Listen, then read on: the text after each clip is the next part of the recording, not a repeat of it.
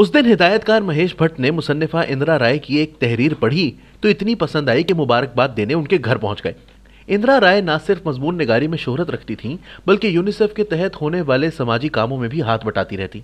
महेश भट्ट ने इंदिरा राय के मजमून की जहां तारीफ की, वहीं ड्राइंग रूम में सजी हुई चंद तस्वीर से भी मुतासिर हुए बगैर न रह सके। ये तस्वीर एक खूबरू और पुरकशिश नौजवान की थीं, जिसकी घनी जुल्फें इसके चेहरे पर थीं। दाढ़ी मूछों से बेनियाज ये नौजवान किसी हीरो से कम नहीं था। महेश भट्ट ने नौजवान के बारे में इस्तफसार किया तो पता चला कि वो इंदिरा राय का बेटा राहुल राय है। महेश भट्ट ने किसी तरद्दुद के बगैर यह भी दरियाफ्त कर लिया कि क्या राहुल राय अदाकारी करेगा। इंदिरा राय ने जवाब दिया, आप खुद राहुल से पूछ लें, वो दिल्ली में वालिद के साथ रहता है। महेश भट्ट को ऐसा लग रहा था कि इन्हें इनकी फिल्म का हीरो मिल गया है। वो फिल्म जिसके लिए उन्होंने पहले दीपक तिजोरी को हीरो बनाने का इरादा किया था, लेकिन फिर इंदिरा रॉय के घर में बैठे बैठे इसी लम्हे दीपक तिजोरी को बतौर साइड हीरो पेश करने का इरादा कर लिया। ये वही फिल्म थी जो महेश भट्ट अपनी जिंदगी पर बनाना चाहते थे। जब वो सिर्फ 19 बरस के थे तो कमसिन दोशीजा लॉरेन ब्राइट की मोहब्बत में गिरफ्तार हुए। इश्क की ये आग दोनों तरफ बराबर ऐसी लगी कि 1 साल के अंदर दोनों ने लाख मुखालिफतों के बावजूद ब्याह रचा लिया और फिर लॉरेन ब्राइट किरण भट्ट बन गई, जिनके आंगन में पूजा और राहुल भट्ट जैसे 2 फूल भी खिले। लेकिन फिर किरण और महेश भट्ट के दरमियान इख्तलाफात हुए तो राहें जुदा हो गई। हिदायतकार महेश भट्ट अपनी जिंदगी की इस आशिकी को भूल नहीं पाए थे, जिसके इश्क के समंदर को उन्होंने और किरण भट्ट ने पार किया था। अब ये इनकी खुशकिस्मती ही कहिए कि एक दिन टी सीरीज के मालिक गुलशन कुमार खुद उन तक पहुंचे और इस ख्वाहिश का इजहार किया कि वो इनके साथ म्यूजिकल रोमानी फिल्म बनाना चाहते हैं, जिसके लिए उन्होंने लगभग 6 से 7 गीत भी तैयार कर लिए थे। जब मौसीकार जोड़ी नदीम शरून ने ये गाने सुनाए तो महेश भट्ट के जहन में गुलशन कुमार के कहे हुए अल्फाज गर्दिश करने लगे कि ये फिल्म ऐसी म्यूजिकल होगी जो भारतीय फिल्मों में इनकलाब बर्पा कर देगी, जिसका हर गीत हर एक की जुबान पर होगा और हर नगमा कामयाबी की नई मिसाल कायम कर देगा।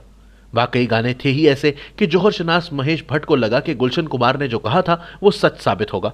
जब ही उन्होंने मधुर और रोमानी गानों की मुनासबत से इस फिल्म के लिए आजमाए हुए अदाकारों की बजाय नए अदाकारों को मुतारिफ कराने का इरादा कर लिया। उधर राहुल रॉय को जब महेश भट्ट का फोन आया तो इन्हें तो यकीन ही नहीं आया कि इनके पास खुद चलकर हीरो बनने की पेशकश आई है।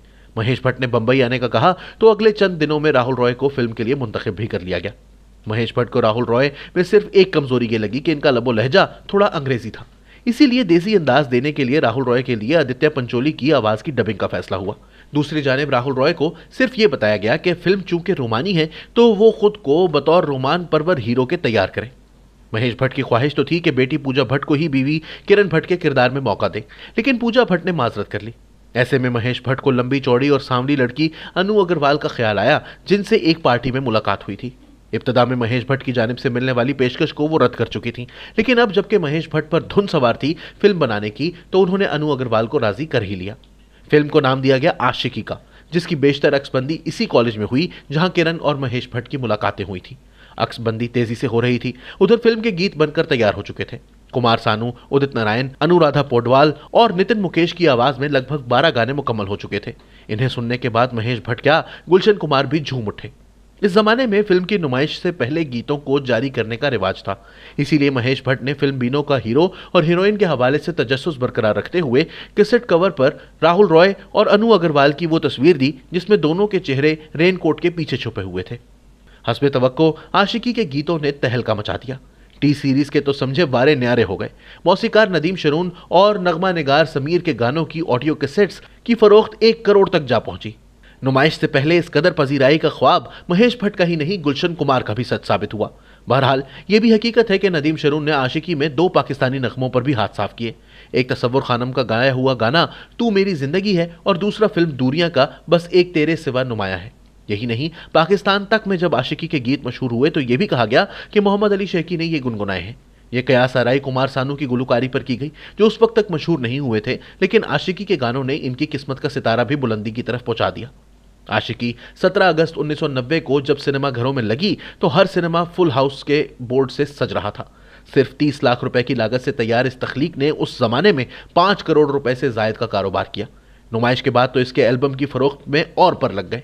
टी सीरीज के भूषण कुमार ने एक इंटरव्यू में बताया कि आज तक किसी फिल्म के गानों की इतनी कैसेट्स नहीं बिकी जितनी आशिकी की। इंडिया टुडे की एक खबर के मुताबिक आशिकी की कुल 2 करोड़ से ज्यादा कैसेट्स फरोख्त हो चुकी हैं, जो किसी भी भारतीय फिल्म का रिकॉर्ड है। अगले साल फिल्म फेयर अवार्ड्स हुए तो आशिकी ने घायल के बाद सबसे ज्यादा 7 नामजदगियां हासिल की, जिनमें 4 अवार्ड्स जीतने में कामयाब हुई। अलबत्ता ये सारे अवार्ड मौसीकी से जुड़े थे। यानी बेहतरीन मौसीकार, गुलकार, गुलकारा और नगमा निगार के। 8 माह के मुख्तसर से अरसे में तैयार इस फिल्म की नुमाइश के वक्त तक राहुल रॉय को किसी एक भी मूवी की पेशकश नहीं हुई, लेकिन फिर जब आशिकी सुपरहिट हुई तो 2 हफ्तों के दौरान इन्हें 60 फिल्मों की पेशकशें हुई। इनमें से 47 को उन्होंने कबूल किया। राहुल रॉय की अदाकारी से ज्यादा इनका हेयर स्टाइल शोहरत पा गया। 90 की दहाई में हर नौजवान इनके हेयर स्टाइल को रखना फख्र महसूस करता। बदकिस्मती से 1999 तक राहुल रॉय का करियर कुछ गलत फिल्मों के इंतखाब और नए अदाकारों की आमद के बाद तेजी के साथ तनाजुली का शिकार हो गया। आशिकी की इसी बेमिसाल कामयाबी के बाद भट्ट प्रोडक्शन ने 2013 में आशिकी 2 भी बनाई, जिसने कहानी, म्यूजिक और फनकारों की अदाकारी की बिना पर एक बार फिर शोहरत के नए रिकॉर्ड्स कायम किए। लेकिन इस हकीकत से इनकार नहीं कि 90 की दहाई की आशिकी अपने गीतों की वजह से आज भी मुमताज और मुनफरिद तस्वुर की जाती है और इसके गीतों के बेशुमार रीमिक्स बन चुके हैं।